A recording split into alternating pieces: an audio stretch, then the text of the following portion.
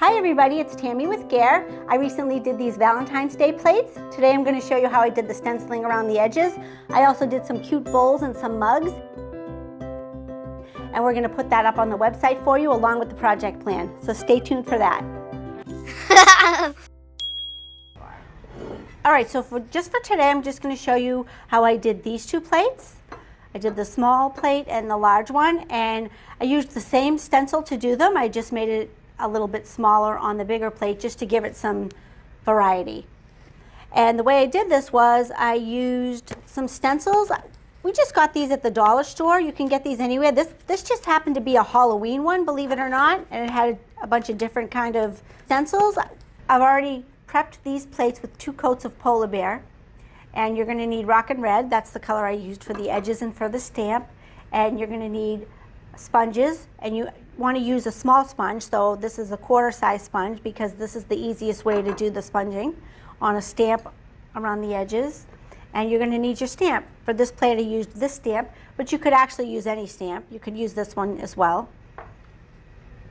And I like to have this available too. This is for some wet etching that I wanted to do, because once I put this stamp on, I went in and I did a little bit extra wet etching, which you don't have to do. That was just my choice.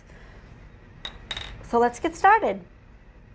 I'll put my glasses on, and I'm just going to take my stencil and I'm just going to put it on here. And the way I lined it up is I put it on the edge, and in order to get it as even as I could, I just sort of put the edge of the flower. See this flower here? I just put the edge of that there, and on this end I lined it up with this edge. And I just held it with my fingers to keep it on there. I did dampen my sponge a little, and I wrung all the water out, because you don't want any water in your sponge, but I like to make it so that it's just a little more pliable. And then I dip my sponge in the paint, and then I wipe it off a little bit so it's not too heavy, and then I just sponge over it.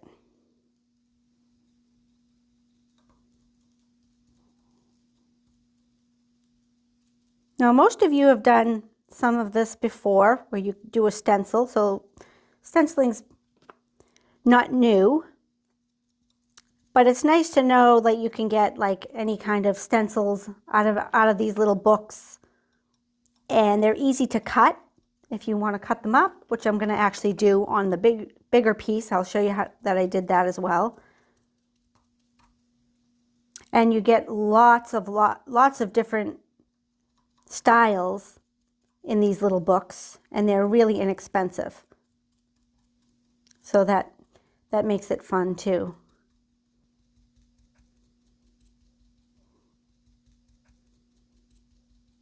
So try to think out of the box too. For instance, these are for Halloween, and I'm using them for Valentine's Day.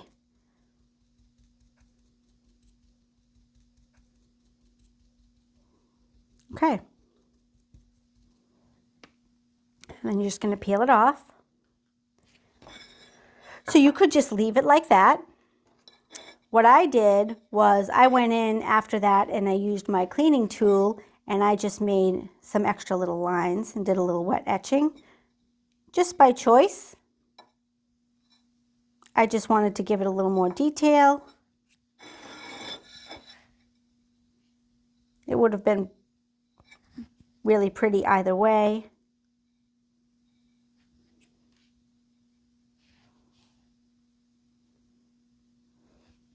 Again, it's all preference, and that's how I did that. And I went all the way around the edge. I lined it up. Again, I lined up this flower, and then this flower.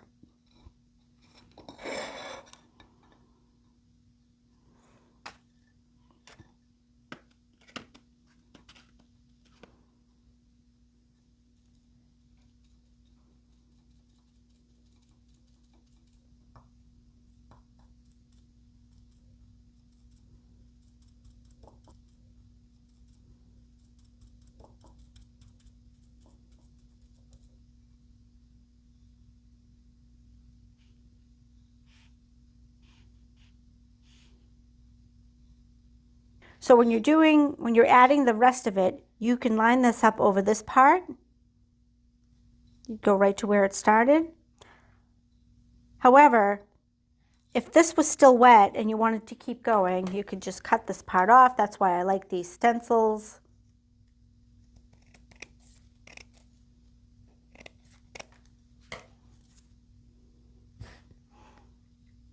And you could just line it up like that. And then you could just continue to stencil. That's how I did this. So for the bigger plate, I wanted the same look. I just wanted to make it slightly different. So I used the same stencil and I just made it slightly thinner. And I actually used this end because it looked just a little bit different. So I just put it on the edge, bent it a little bit just to hold it there a little better.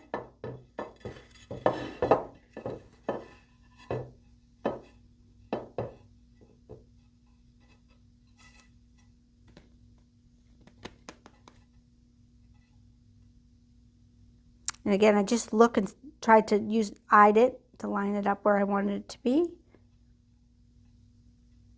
I really love working on Valentine's Day projects because it's one of my favorite holidays. Yeah. All right, there's that one. Okay, so you can see here how it smudged a little. It's okay, so this is why we need this cleaning tool. So I would just go back in and make some swirls in there.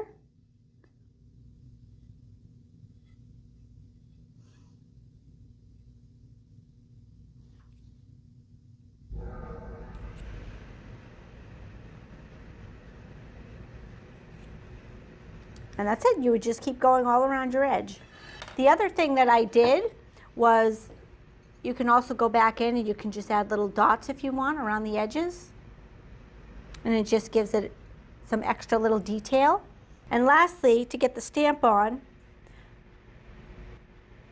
if you use a stamp like this, it's a little easier to put the stamp on. You always want to use a sponge to put your paint on the stamp. Actually, I'll show you both. When you're putting the paint on the stamp, you want to use the back of a sponge because the paint will stay right on the part of the stamp that you want the paint. And it will work really well. So that's one way to do it. When you're working with a flat stamp like this is what I did. And sometimes some of the paint will get on the edges, and that's okay. I'll show you how that worked with me. Because you're going to put it on and some of the paint is still probably going to get on the edges. I happen to put mine right in the middle. We'll just try that for demonstration purposes. I'll show you.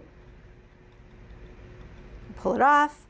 Actually worked pretty well. But when I did mine, some of the paint got up here and over here a little bit. And then when it dried, I just used my scraping tool and I just scraped off the little bits of paint that got on there.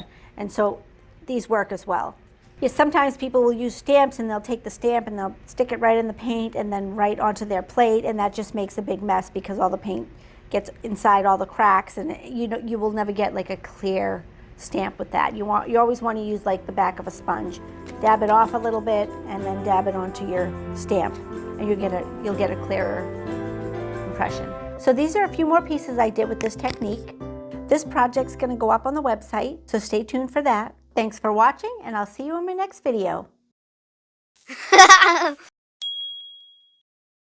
And so begin. And with some pictures on the web.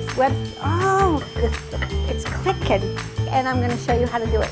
Well, let's take the first one, Jamie. Oh, the first part was good. Oh, are you sure?